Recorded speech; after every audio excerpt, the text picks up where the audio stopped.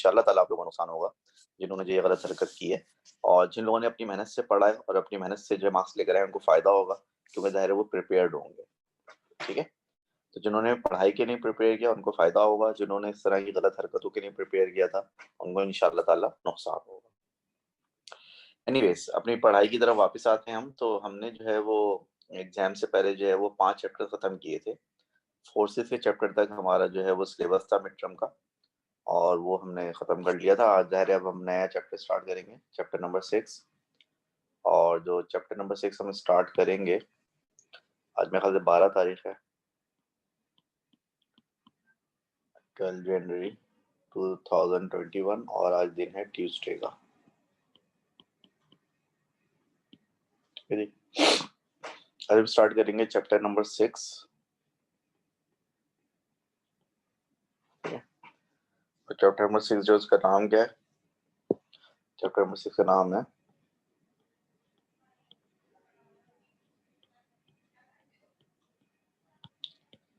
Work,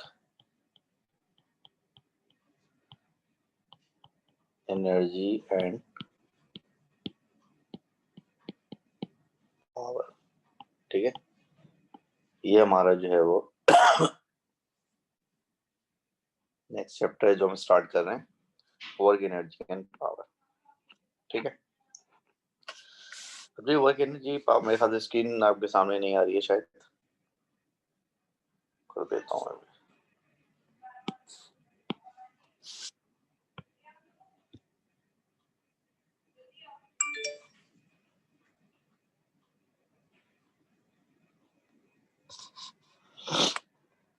ठीक है जी, अभी चैप्टर नंबर 6 है वर्क, एनर्जी एंड पावर का।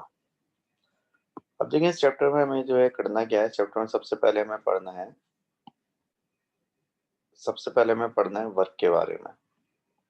ठीक है, वर्क को डिफाइन करेंगे, वर्क का फॉर्मूला समझेंगे, और उसके बाद हम करेंगे वर्कशीट नंबर 25। उसके बाद फिर हम एनर्जी पे बात करेंगे, एनर्जी क्या होती है, क्यों होती है, कितनी टाइप की होती है। और फिर उसके बाद हम करेंगे वर्कशीट नंबर 26। उसके बाद फिर हम पढ़ेंगे law of conservation of energy.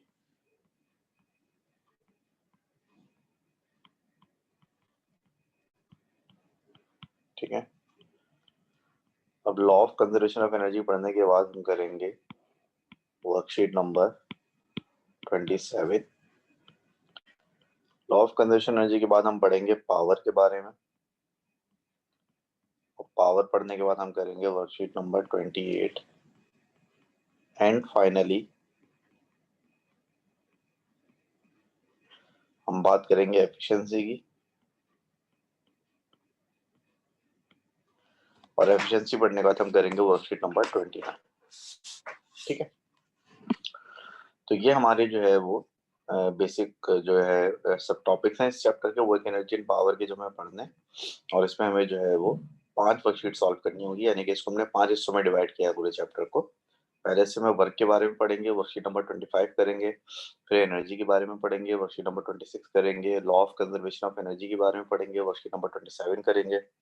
Power के बारे में पढ़ेंगे, वर्कशीट नंबर 28 करेंगे। और फिर एफिशिएंसी के बारे में पढ़ेंगे और वर्कशीट नंबर 29 करेंगे। ठीक है, so we'll start with the concept of work।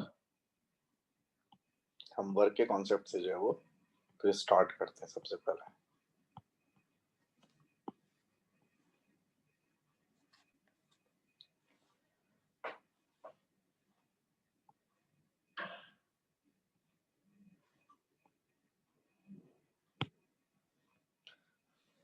देखिए, वर्क को हम सिंपल अल्फाजों में लिखें तो वर्क का मतलब क्या होता है। वर्क को हम डिफाइन करें तो वर्क को वैसे डिफाइन करते हैं कि work is equal to force multiply bye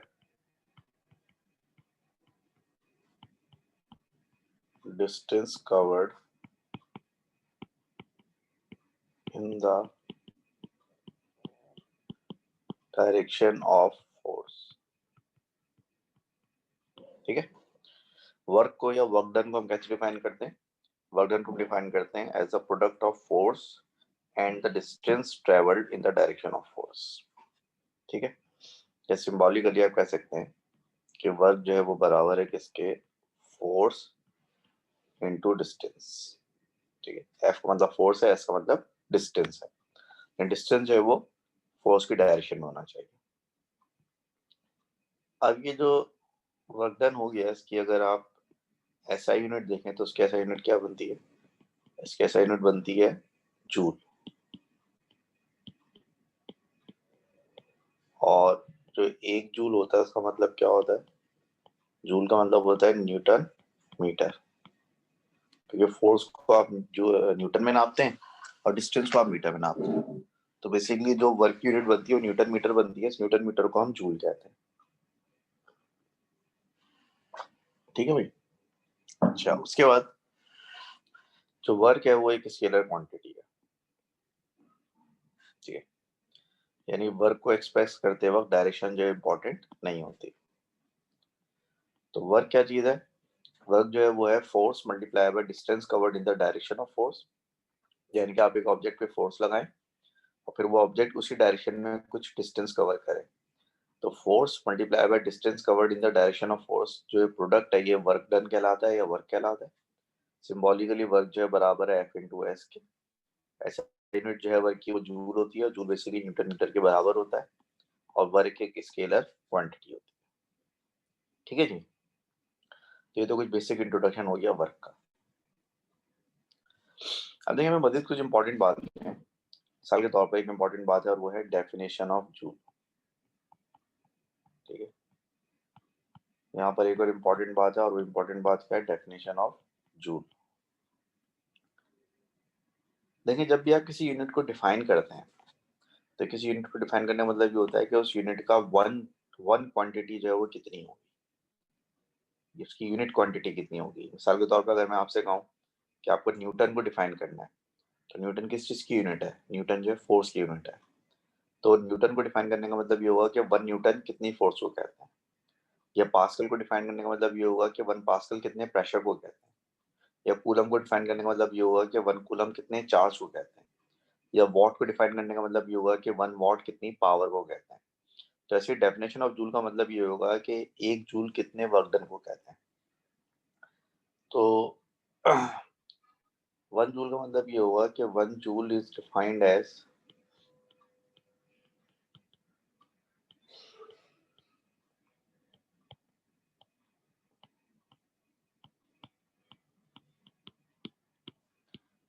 one joule is defined as the amount of work done when a force of 1 Newton moves an object by 1 meter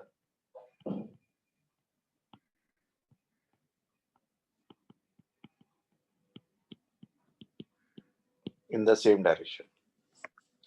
यानी अगर 1 न्यूटन की फोर्स एक object पे लगाएं और उस ऑब्जेक्ट को 1 metre move करे उसी डायरेक्शन में, सेम डायरेक्शन में, तो फिर जो वर्क डन होगा वर्क डन क्या कहलाएगा, वो वर्क डन 1 जूल कहलाएगा। ये 1 जूल की या जूल की डेफिनेशन। ठीक है, चलिए तो जूल की डेफिनेशन भी हो गई। अब यहाँ पर एक चीज और है, वो ये कि हमने कहा कि वर्क डन जो है वो फोर्स और multiply by distance covered in the direction of force है। मिसाल के तौर पर अगर फर्ज करें कि ये एक ऑब्जेक्ट है, ठीक है, अब इस ऑब्जेक्ट पे एक फोर्स लगाई जा रही है इस तरह से है और ये डिस्टेंस कवर कर रहा है इस डायरेक्शन में एस। तो यहाँ पर वर्क डन कितना हो रहा है, यहाँ पर जो वर्क डन हो रहा है वो एफ इंटू एस के बराबर हो रहा है। लेकिन फर्ज करें कि इस ऑब्जेक्ट पे जो फोर्स लग रही है,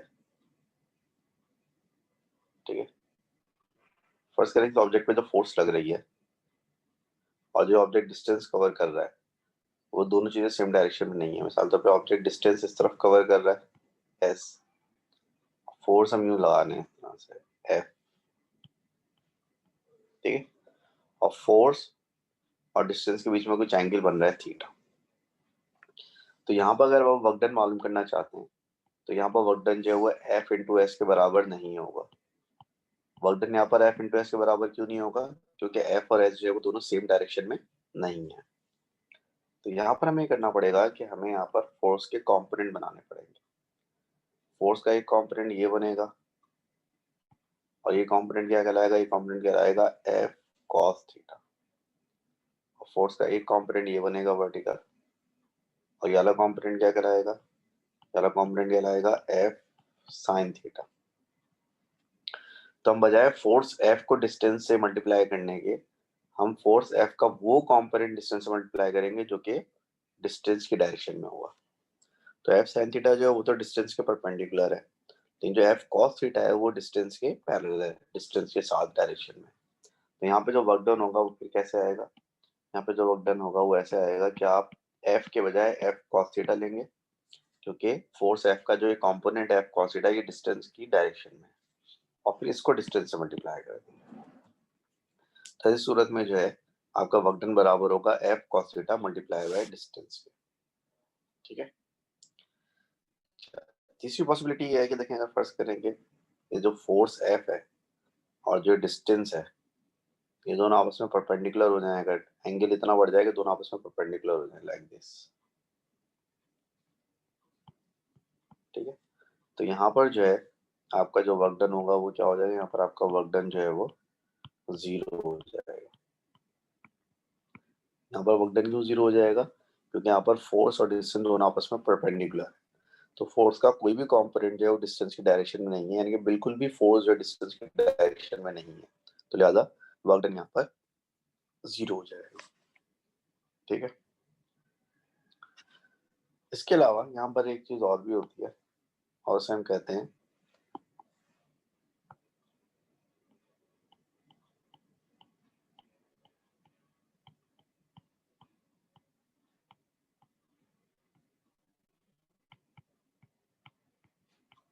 वर्क डन अगेंस्ट फ्रिक्शन। ठीक है। यहाँ पर एक चीज और भी, इसे हम कहते हैं वर्क डन अगेंस्ट फ्रिक्शन कहते हैं इसे, वर्क डन अगेंस्ट फ्रिक्शन। देखिए वर्क डन अगेंस्ट फ्रिक्शन क्या होता है? वर्क डन अगेंस्ट फ्रिक्शन ये होता है कि जब आप एक ऑब्जेक्ट को किसी सरफेस के ऊपर ड्रैग करेंगे, ठीक है, एक ऑब्जेक्ट है, अब आप जब इस ऑब्जेक्ट को किसी सरफेस के ऊपर ड्रैग करेंगे, फोर्स लगाएंगे एफ, ठीक है, ऑब्जेक्ट मूव करके यहाँ तक पहुंच जाएगा। ठीक है, ऑब्जेक्ट मूव करके यहाँ तक पहुंच जाएगा। अब इस ऑब्जेक्ट ने कितना डिस्टेंस कवर कर लिया? इस ऑब्जेक्ट ने डिस्टेंस कवर कर लिया इतना। ठीक है, इस ऑब्जेक्ट ने डिस्टेंस डी कवर किया है पर। अब यहाँ पर एक फ्रिक्शन भी है between the surfaces of the floor and the object, ये फोर्स ऑफ फ्रिक्शन भी लग रही है यहाँ पर। अब ये जो फोर्स ऑफ फ्रिक्शन लग रही है यहाँ पर, इसकी वजह से जो है वो हीट पैदा होगी। इसकी वजह से क्या पैदा होगी? हीट पैदा होगी। तो यहाँ पर जो हमने टोटल वर्क डन किया है इस ऑब्जेक्ट को मूव करने में, तो यहाँ पर जो टोटल वर्क डन हमने किया वो कैसे आएगा कि हमने फोर्स कितनी लगाई थी एफ और डिस्टेंस कवर किया था डी। अब इस टोटल वर्क डन में से कुछ वर्क डन अगेंस्ट फ्रिक्शन हुआ है, तो वो जो वर्क डन अगेंस्ट फ्रिक्शन है वो कैसे आएगा? इस टोटल वर्क डन में से कुछ वर्क डन अगेंस्ट फ्रिक्शन हुआ है वो ऐसे आएगा कि जो वर्क डन अगेंस्ट फ्रिक्शन है वो बराबर होगा फोर्स ऑफ फ्रिक्शन, जो फ्रिक्शन की फोर्स है उसको मल्टीप्लाई करते हैं डिस्टेंस डी से। ठीक है। तो हम जो वर्क डन करते हैं टोटल वो तो एफ इंटू डी के बराबर होता है, लेकिन उसमें से वो वर्क डन जो कि अगेंस्ट फ्रिक्शन हो रहा है वो friction force multiply by distance के बराबर होगा। बेसिकली ये जो वर्क डन अगेंस्ट फ्रिक्शन है ना, ये वो चीज है जिसको आप हीट भी कह सकते हैं। जब ऑब्जेक्ट को आप जो है वो ड्रैग करेंगे सरफेस के ऊपर, तो फ्रिक्शन की वजह से जो हीट प्रोड्यूस होगी ना, वो हीट जो प्रोड्यूस होगी वही basically work done against friction भी कहलाएगा। तो ये जो वर्क डन अगेंस्ट फ्रिक्शन है इसके लिए आपको फ्रिक्शन की वैल्यू पता होना चाहिए, और फ्रिक्शन की वैल्यू को आप मल्टीप्लाई बाय डिस्टेंस मूव करेंगे तो ये प्रोडक्ट जो है क्या कहलाएगा, वर्क डन अगेंस्ट फ्रिक्शन कहलाएगा, या ये वो थर्मल एनर्जी प्रोड्यूस्ड या हीट प्रोड्यूस कहलाएगा जो कि फ्रिक्शन की वजह से प्रोड्यूस होती है। मिसाल के तौर पे फॉर एग्जांपल अगर फर्ज करें कि हमने जो है वो एक ऑब्जेक्ट को मूव कराना है, ठीक है, या हम एक ऑब्जेक्ट को मूव कराते हैं और हम उसके लिए एक फोर्स लगाते हैं, और हम जो फोर्स लगा रहे हैं वो कितने लगा रहे हैं, फोर्स हम लगा रहे हैं 100 न्यूटन की। उसके से ऑब्जेक्ट मूव करके यहाँ तक आ गया। अब ये ऑब्जेक्ट जो है कितना मूव करके आ गया यहाँ तक, ऑब्जेक्ट 2 मीटर मूव करके आ गया यहाँ तक, ठीक है। और यहाँ पर जो दोनों सरफेसेस के बीच में फ्रिक्शन है वो कितनी है, दोनों सरफेसेस के बीच में जो फ्रिक्शन है, फर्स्ट करो फ्रिक्शन है 20 न्यूटन की फ्रिक्शन है, ठीक है। तो यहाँ पे जो हमने वर्क डन किया, ठीक है, यहाँ पे जो हमने वर्क डन किया, टोटल वर्क डन वो कैसे आएगा, वो आएगा 100 मल्टीप्लाई बाई 2, यानी कि टोटल वर्क डन हमने यहाँ पर 200 जूल का किया। और जो यहाँ पर वर्क डन अगेंस्ट फ्रिक्शन होगा, ठीक है, यहाँ पर जो वर्क डन अगेंस्ट फ्रिक्शन होगा वो कितना होगा, उसके लिए फ्रिक्शन की फोर्स को यानी कि 20 न्यूटन को मल्टीप्लाई करना होगा डिस्टेंस से 2 से, तो वर्क डन अगेंस्ट फ्रिक्शन हो जाएगा 40 जूल्स। यानी कि आपने इस ऑब्जेक्ट को मूव कराने में जो टोटल वर्क डन किया था 200 जूल का, उसमें से 40 जूल जो है वो फ्रिक्शन के अगेंस्ट वर्क होगा, यानी कि 40 जूल जो है वो एनर्जी आपकी वेस्ट हो जाएगी in the form of heat due to friction, और बाकी जो 160 जूल बचेगा वो आपका यूजफुल वर्क होगा जो कि आप टोटल वर्क डन करेंगे उसमें से बचेगा। बाकी 40 जूल आपका वर्क डन जाया हो जाएगा बिकॉज ऑफ फ्रिक्शन, लूज हो जाएगा, वेस्ट हो जाएगा इन the form of heat and sound, ठीक है जी। चलिए और आगे चलते हैं। एक जो वर्क डन है वो और होता है, और उससे आप क्या कहते हैं, उससे आप कहते हैं वर्क डन अगेंस्ट और बाय ग्रेविटी। एक और वर्क डन है जिसे आप कहते हैं वर्क डन अगेंस्ट ग्रेविटी या फिर work done by gravity. Work done by gravity और वर्क डन अगेंस्ट ग्रेविटी का मतलब ये है कि अगर एक ऑब्जेक्ट ऊपर से नीचे आता है, तो एक ऑब्जेक्ट जब ऊपर से नीचे मूव करता है, फर्स्ट करें डिस्टेंस h मूव करता है, इसका मास है m, तो ये वर्क डन बाय ग्रेविटी कहलाएगा, ठीक है, ये वर्क डन बाय ग्रेविटी कहलाएगा।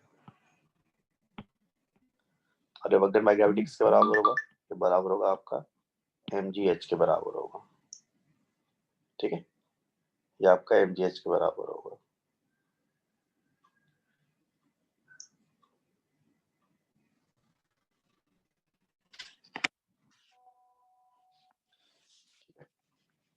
और अगर फर्ज करें कि इसी ऑब्जेक्ट को आप ऊपर की तरफ मूव करें, ठीक है, फर्स्ट करें इसी ऑब्जेक्ट को ऊपर की तरफ मूव करें डिस्टेंस h,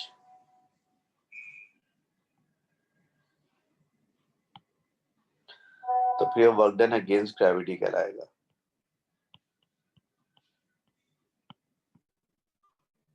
ठीक है। तो फिर ये क्या कहलाएगा, फिर ये वर्क डन अगेंस्ट ग्रेविटी कहलाएगा, और ये भी किसके बराबर होगा, ये भी mgh के बराबर होगा।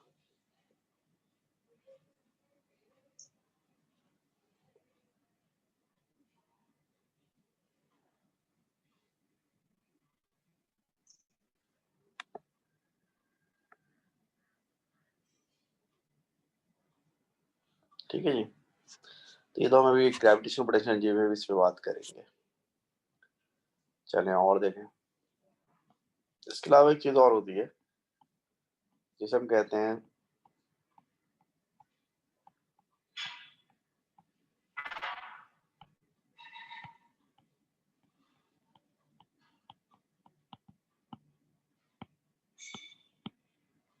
Work done bye expanding gas, ठीक है। एक चीज और होती है जिसे हम कहते हैं work done bye expanding gas. देखिए फर्स्ट करें, हमारे पास एक सिलेंडर है इस तरह से, ठीक, सिलेंडर हमारे पास इस तरह से। अभी जो सिलेंडर है, इस सिलेंडर में हम कुछ गैस रखते हैं, ठीक है। इस सिलेंडर में हम कुछ गैस रखेंगे और ये गैस है,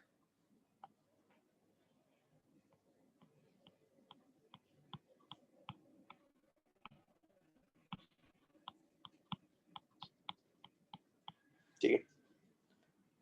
और इस गैस को हम जो है वो एक पिस्टन के जरिए में कवर किया हुआ है, ये पिस्टन है,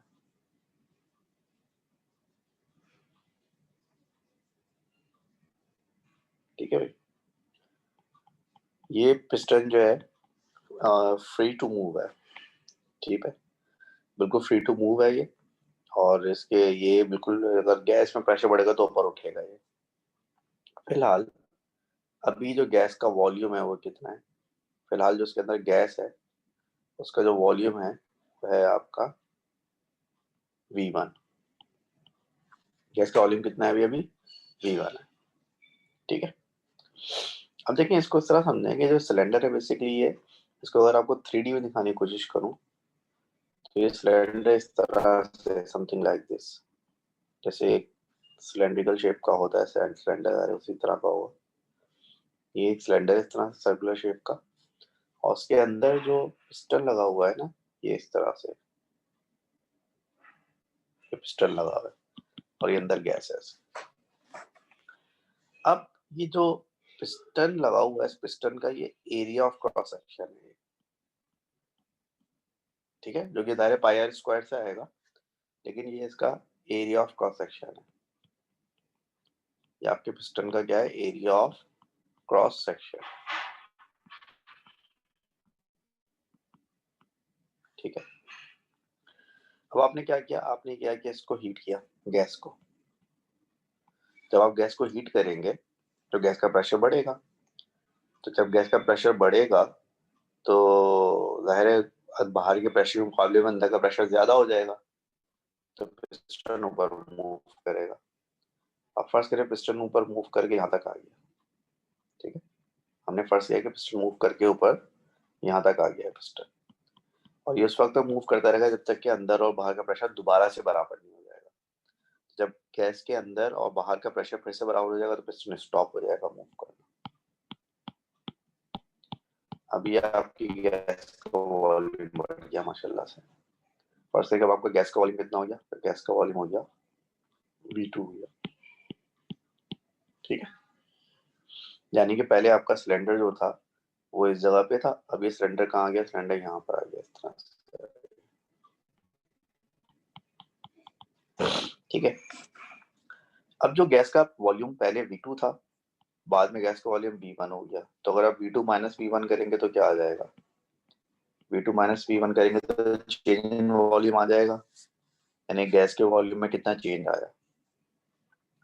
और जो गैस के वॉल्यूम में चेंज आ रहा है वो ये वॉल्यूम होगा, जो मैं शेड कर रहा हूँ जिसको, ये जो वॉल्यूम है, ये गैस के वॉल्यूम में जो चेंज आया है उसके बराबर होगा नहीं होगा। और से देखते रहे, अगर किसी की समझ में बात नहीं आए तो वो पूछ सकता है मुझसे, ठीक है। तो गैस के वॉल्यूम में जो चेंज आएगा वो ये चेंज डेल्टा भी होगा, ठीक है। अब फर्स्ट करें पिस्टन ने जो मूव किया है, पिस्टन ने यहाँ से यहाँ तक मूव किया है ना, फर्स्ट करें पिस्टन ने जो ये डिस्टेंस मूव किया है, डिस्टेंस मिसाल के तौर पर x है, कितना डिस्टेंस मूव किया है इसने वर्टिकली ऊपर, x। तो ये जो हाइट है बेसिकली, यहाँ से यहाँ तक की जो हाइट है, यहाँ से यहाँ तक की हाइट क्या कहलाएगी, x कहलाएगी। और इस पिस्टन का जो एरिया ऑफ क्रॉस सेक्शन है वो a है। अब अगर आप लोग गौर से देखें, अगर इस डायग्राम में मैं a को x से मल्टीप्लाई करूं, यानी कि पिस्टन का जो एरिया ऑफ क्रॉस सेक्शन है इसको इतनी हाइट से मल्टीप्लाई करूं, तो इतनी हाइट का वॉल्यूम निकल आएगा, यानी कि डेल्टा v हो जाएगा। सब लोग गौर से देखें इसको और मुझे बताएं बात समझ में आई। a इंटू एक्स जो है वो डेल्टा v के बराबर होगा या नहीं होगा, सर ये नहीं समझ रहा। नहीं समझ रहा है। देखो ये जो पिस्टन ऊपर है, जो पिस्टन नीचे है, इन दोनों पोजीशंस को अगर मैं यहाँ पे शो करूँ, ये पिस्टन की इनिशियल पोजीशन है, पिस्टन की फाइनल पोजीशन है, ठीक है। तो ये अगर मैं यहाँ से तक सिलेंडर बनाऊं, पिस्टन की इनिशियल पोजीशन और फाइनल पोजीशन के बीच में अगर मैं एक सिलेंडर बना लूं तो उसका जो वॉल्यूम बनेगा, वॉल्यूम ऑफ सिलेंडर किसके बराबर होता है? वॉल्यूम ऑफ सिलेंडर बराबर होता है पाई आर स्क्वायर एच के बराबर होता है। ठीक है, वॉल्यूम ऑफ सिलेंडर बराबर होता है पाई आर स्क्वायर एच के या फिर पाई आर स्क्वायर एल के बराबर होता है। तो यहाँ पर जो पाई आर स्क्वायर है वो क्या चीज है? एरिया ऑफ क्रॉस सेक्शन, जो कि ये एरिया ऑफ क्रॉस सेक्शन होगा। और एच क्या है? यहाँ से यहाँ तक की हाइट, जो कि एक्स है, यानी कि पिस्टन ने जो डिस्टेंस मूव किया है। और ये जो वॉल्यूम है, ये वॉल्यूम क्या चीज है? ये वॉल्यूम डेल्टा वी है। तो delta V A into x बराबर हो गया। हाँ भाई, क्या ख्याल है? आप समझ में आई बात? सर ये तो फिर हमको जब वो 2 दफा लेना होगा ना पाई आर स्क्वायर, क्योंकि 2 सिलेंडर, 2 क्या कहते हैं, 2 पोजीशन है। नहीं भाई, कैसी बातें कर रहा है यार। अगर हम एक सिलेंडर लेते हैं यूं लेकर, तो सिलेंडर का वॉल्यूम मालूम करने के लिए पाई स्क्वायर तो एक दफा ही लेंगे ना, 2 दफा थोड़ी देंगे। पाई स्क्वायर एच होगा ना सिंपली वो। मैं तो ये कह रहा हूँ कि पिस्टन की जो इनिशियल और फाइनल पोजीशन है ना, बस इन दोनों को कंसीडर करो, बाकी पूरे सिलेंडर को भूल जाओ। तो आप ये समझ लो कि पिस्टन की जो इनिशियल फाइनल पोजीशन से यहाँ से हमने सिलेंडर को कट किया, यहाँ से सिलेंडर को कट किया, तो कट करके इतना बड़ा सिलेंडर बाहर आ जाएगा ना। तो जो सिलेंडर बाहर आ गया, इस सिलेंडर का वॉल्यूम डेल्टा वी है। और कोई भी वॉल्यूम ऑफ सिलेंडर बराबर होता है किसके? पाई आर स्क्वायर एच के बराबर होता है। तो इसका जो पाई आर स्क्वायर है वो एरिया ऑफ क्रॉस सेक्शन है ए, और ये सिलेंडर की जो हाइट होगी वो एक्स के बराबर होगी, जो पिस्टन ने डिस्टेंस मूव किया है। ठीक है, आई बात समझ में आई कुछ? मुनीब, बात समझ में आई? जी सर। ठीक है, ऑल राइट। तो तय क्या पाया? तय पाया कि एक सिलेंडर था, उसमें कुछ गैस थी, उसका वॉल्यूम V1 था। आपने हीट किया उसको। जब आपने उसको हीट किया, तो हीट करने से क्या हुआ कि प्रेशर बढ़ा, पिस्टन ऊपर उठा। और जब दोबारा बाहर का और अंदर का प्रेशर बराबर हो गया, तो फिर से सिलेंडर रुक गया, पिस्टन रुक गया। वॉल्यूम में जो चेंज आया वो डेल्टा वी आया, और डेल्टा वी जो वॉल्यूम में चेंज आया वो ए इंटू एक्स के बराबर है। ए जो area of cross section of the cylinder है। ठीक है, ये जो area of cross section of the cylinder, ये area of cross section of piston है। एक्स जो है वो डिस्टेंस जो मूव किया है वो है, और डेल्टा वी जो है चेंज इन वॉल्यूम है। ठीक है, अच्छा अब देखें। अब यहाँ पर मैं अगर ये मालूम करना चाहूँ कि वर्क डन कितना हुआ, यानी कि जब ये गैस एक्सपेंड हुई तो उससे कितना वर्क हुआ। तो कोई भी वर्क डन जो होता है किसके बराबर होता है? फोर्स इंटू डिस्टेंस के बराबर होता है ना, एफ इंटू एस के बराबर होता है। ठीक है, अब यहाँ पे सूरत हाल ऐसी है भाई कि जो प्रेशर होता है वो किसके बराबर होता है? फोर्स अपॉन एरिया के बराबर होता है। तो फोर्स एफ किसके बराबर होगी? प्रेशर इंटू एरिया के बराबर होगी। तो यहाँ पे जो वर्क डन होगा वो बराबर होगा pressure into area, P A. Force की जगह पी आ गया, और एस डिस्टेंस है, तो डिस्टेंस कितना कवर हुआ है यहाँ पर? डिस्टेंस यहाँ पर एक्स कवर हुआ है। ठीक है, ये हो गया। अब ये देखो कि इस एक्सप्रेशन में ए इंटू एक्स क्या चीज है? इस एक्सप्रेशन में ए इंटू एक्स डेल्टा वी है। तो लिहाजा यहाँ पर आपका जो वर्क डन है वो बराबर हो जाएगा पी डेल्टा वी के बराबर हो जाएगा। इट मीन्स कि work done by an expanding gas जो होता है वो पी डेल्टा वी के बराबर होता है, जिसमें पी का मतलब उस गैस का प्रेशर होता है जो कि कांस्टेंट होता है, और डेल्टा वी जो होता है उस गैस के वॉल्यूम का चेंज होता है, चेंज वॉल्यूम होता है। ठीक है जी, तो ये हमने फॉर्मूला ड्राइव कर लिया for work done by an expanding gas. एक एक्सपेंडिंग गैस जो वर्क डन करती है वो पी डेल्टा वी के बराबर होता है।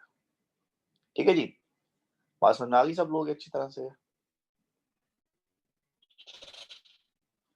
तो ये हमने वर्क के ऊपर बड़ी तफसील से बात कर ली। अब हम जो है वो वर्कशीट नंबर 25 करेंगे, क्योंकि हमने वर्क को तफसील से डिस्कस कर लिया।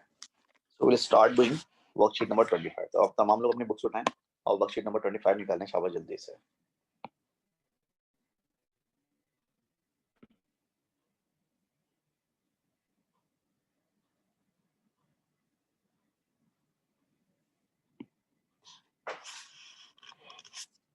चलिए ये आ गई वर्कशीट नंबर 25, ये आपकी बुक 2 की वर्कशीट नंबर 25। पहला सवाल, पहले सवाल में कह रहे हैं क्या team of 9 dogs can pull a sledge with a combined force of 800 newton. 800 newton की फोर्स लग रही है, कितने डॉग्स मिलकर लगा रहे हैं फोर्स? 9 डॉग्स मिलकर जो है 800 न्यूटन की फोर्स लगा रहे हैं। उनकी स्पीड है 1.5 मीटर पर सेकेंड और 360 मिनट तक वो उसको पुल कर रहे हैं स्लैज को। कह रहे हैं what is the average work done by each dog, एक डॉग ने कितना एवरेज वर्क किया है। अब देखिए वर्क बराबर होता है किसके, फोर्स मल्टीप्लाई बाय डिस्टेंस के बराबर होता है। अब यहाँ पे फोर्स लग रही है 800, इन 800 जो है 9 डॉग की फोर्स है, तो एवरेज एक डॉग की फोर्स कितनी होगी, 800 डिवाइड बाय 9। डिस्टेंस तो यहाँ नहीं दिया हुआ लेकिन स्पीड और टाइम दिया हुआ है, तो हम स्पीड और टाइम को मल्टीप्लाई करें तो डिस्टेंस आ जाएगा। स्पीड कितनी है 1.5 और टाइम कितना है 360 मिनट्स। 360 को मल्टीप्लाई बाय 60 करना पड़ेगा। मल्टीप्लाई बाय 60 क्यों करना पड़ेगा, क्योंकि मिनट्स को सेकंड में चेंज करना। सिंप्लीफाई करेंगे तो हो जाएगा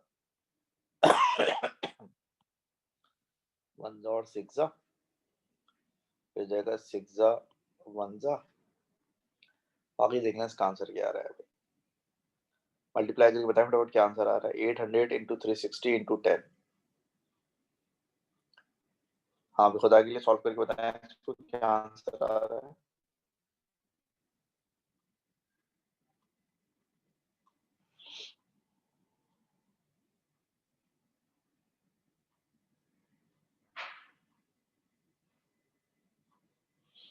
अगर कैलकुलेटर वगैरह आप लोग के पास, बताएं जरा क्या आंसर आ रहा है।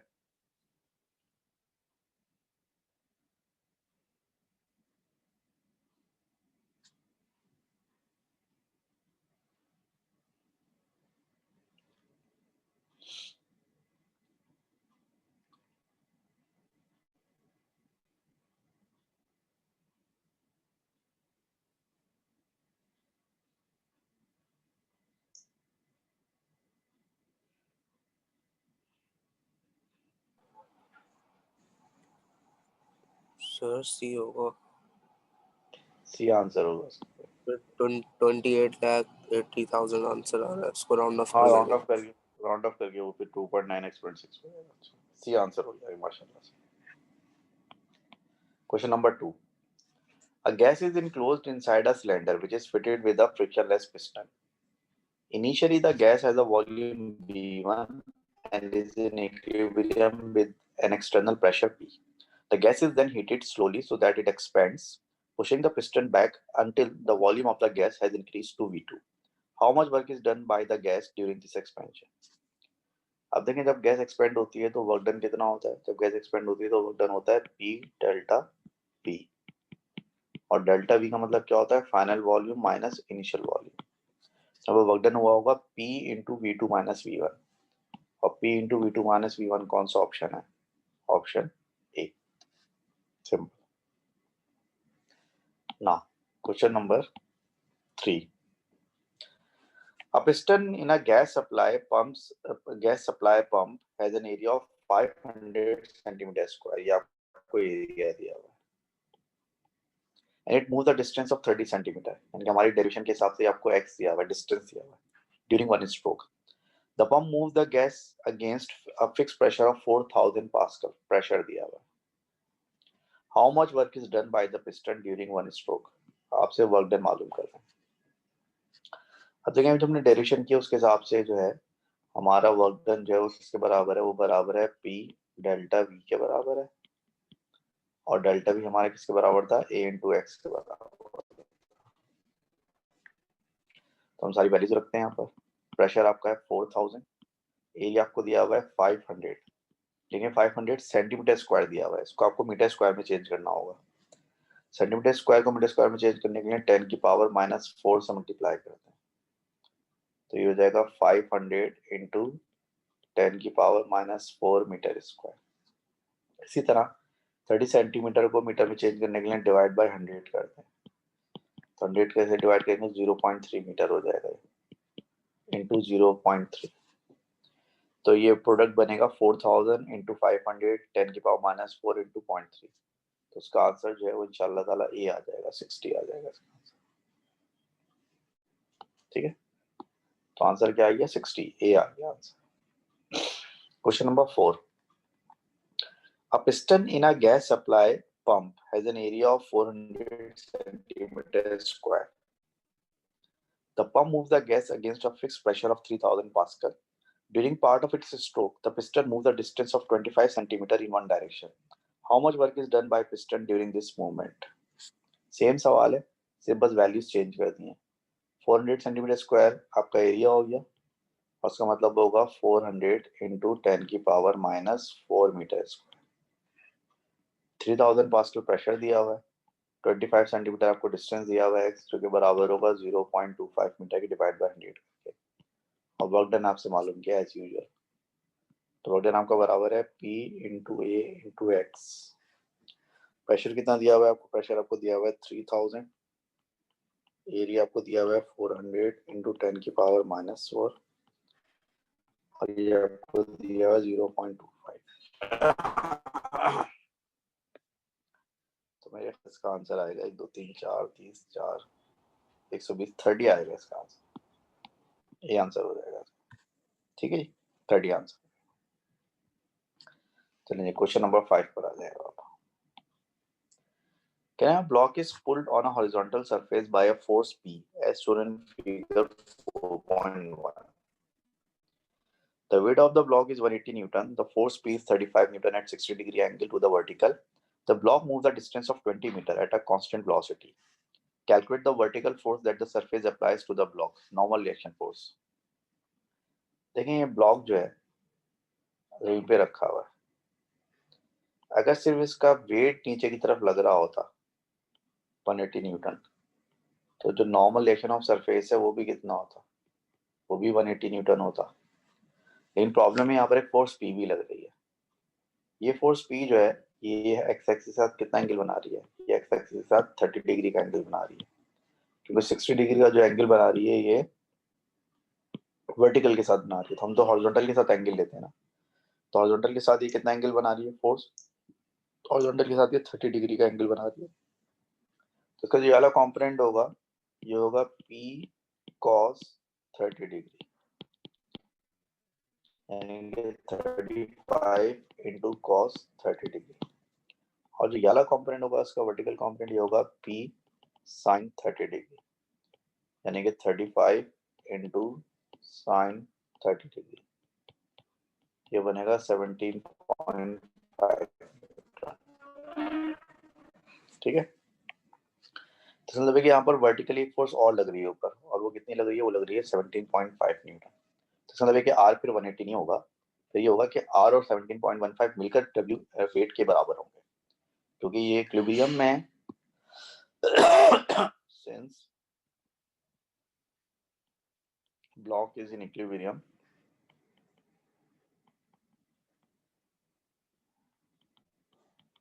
ठीक है, क्योंकि ब्लॉक इक्विलिब्रियम में है तो normal reaction of the surface plus 17.5 की जो अपवर्ड फोर्स है वो टोटल डाउनवर्ड फोर्स यानी कि 180 के बराबर होगी.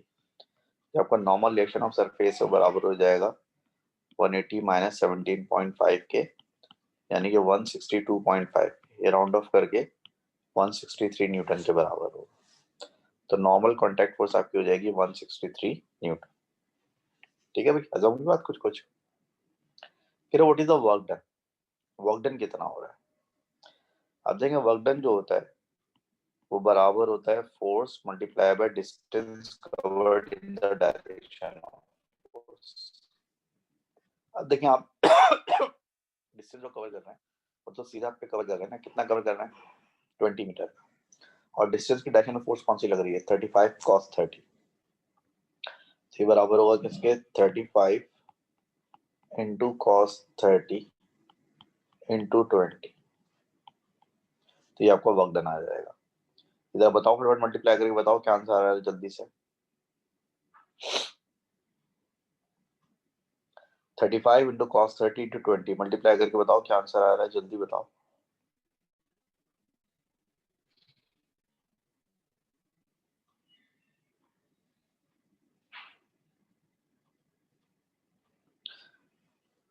$606.2.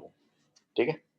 ये तो बहुत सारी सिग्निफिकेंट फिगर्स होते हैं कि हम तीन से ज्यादा आंसर नहीं लिख सकते, तो हम 606 लिख देते हैं. तब वर्क डन आपका हो जाएगा 606 जूल्स. ठीक है. फिर अगर explain why the block continues to move at constant velocity although work is done on the block by force p. कह रहे हैं कि आप इस पे वर्क डन कर रहे हैं, तो जब आप किसी ऑब्जेक्ट पे वर्क डन करते हैं तो वो स्पीड गेन करता है या वो एक्सेलरेट करता है या वो काइनेटिक एनर्जी गेन करता है, लेकिन यहाँ पे इसकी स्पीड वेलोसिटी, इसकी जो वेलोसिटी है कांस्टेंट है। क्यों? तो बस की वजह ये होगी कि हम जिस पे जितनी फोर्स लगा रहे होंगे ना फॉरवर्ड फोर्स, उतनी इस पे बैकवर्ड फोर्स भी लग रही होगी। तो जब किसी ऑब्जेक्ट के ऊपर फॉरवर्ड और बैकवर्ड फोर्स बराबर होती है तो उसकी स्पीड क्या होती है? कांस्टेंट होती है। और वो बैकवर्ड फोर्स यहाँ पर कौन सी होगी? बैकवर्ड फोर्स यहाँ पर फ्रिक्शन की फोर्स होगी। तो जवाब क्या होगा? द बैकवर्ड फोर्स, ठीक है, द बैकवर्ड फोर्स जो कि मोस्ट प्रोबेबली कौन सी होगी? तो मोस्ट प्रोबेबली फ्रिक्शन की फोर्स होगी। द बैकवर्ड फोर्स यानी कि force of friction must be equal to the forward force। और फॉरवर्ड फोर्स कौन सी होगी? वो फॉरवर्ड फोर्स होगी आपकी P cos 30 डिग्री, ठीक है। ताकि जो बैकवर्ड फोर्स है यानी फोर्स ऑफ फ्रिक्शन, वो फॉरवर्ड फोर्स यानी कि P cos 30 के बराबर होना चाहिए। देयरफॉर जिसकी वजह से क्या होगा? रिजल्टेंट फोर्स इज जीरो, जिसकी वजह से रिजल्टेंट फोर्स या फिर आपका एक्सेलरेशन जो है वो जीरो होगा। जीरो एक्सेलरेशन आते पे आपकी वेलोसिटी कांस्टेंट होगी। Can explain in terms of the forces acting why the block remains in equilibrium।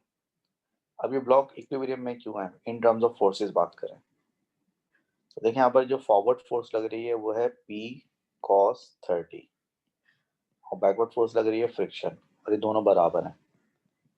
और ये मैं कैसे पता चला दोनों बराबर हैं? ये मैं ऐसे पता चला भाई क्योंकि इसकी वेलोसिटी कांस्टेंट है, प्लस डाउनवर्ड फोर्स 180 न्यूटन और जो दो अपवर्ड फोर्सेस आपकी 17.5 यानी कि P sin 30 और नॉर्मलेशन ऑफ फोर्स, ये दोनों इसके बराबर है। तो इसका मतलब ये हुआ कि अपवर्ड फोर्सेस डाउनवर्ड फोर्स के बराबर है, राइट वाली फोर्सेस लेफ्ट के बराबर है। तो therefore net force acting on the block is zero, therefore it must be in equilibrium in terms of forces. इसका जवाब क्या होगा? सिंस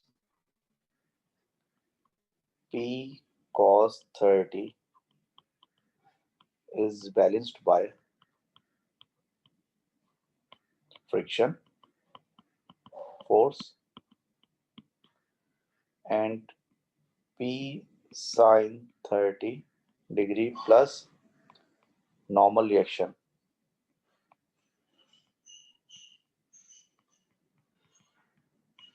ठीक है।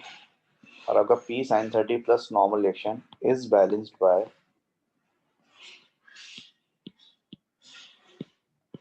weight, ठीक है। Therefore net force is zero, so equilibrium। और चूंकि यहाँ पे नेट फोर्स जीरो बनने का मतलब है कि ये इक्विलिब्रियम की हालत में, ठीक है जी। And that's it. तो ये आपका जो पहला कॉन्सेप्ट है वर्क का, ये हमने फिनिश कर लिया और उसकी जो एक वर्कशीट है, वर्कशीट नंबर 25 भी हमने सॉल्व कर ली, ठीक है। तो हमारा ये कॉन्सेप्ट जो है ये फिनिश हो गया। अब इंशाल्लाह कल की क्लास में जो हम एनर्जी पे बात करेंगे और वर्कशीट नंबर 26 सॉल्व करेंगे, ठीक है जी। तो मिलते हैं इंशाल्लाह ताला फिर कल की क्लास में। सर एक मिनट नीचे करके दिखा दें। अच्छा एक मिनट रुको, मैं तुम्हें ये पीडीएफ दे रहा हूँ ना, उसकी वजह से बंद करके भेज रहा हूँ पीडीएफ पे, ठीक है। नहीं, अभी सही है भेज रहा सर। हूँ, जल्दी भेजना सर। बस मैं बस तुम गिनती गिनो 10 तक, मैं पीडीएफ भेज रहा हूँ 10 तक, ठीक है। गिनो, गिनती गिनना शुरू करो, शाबाश।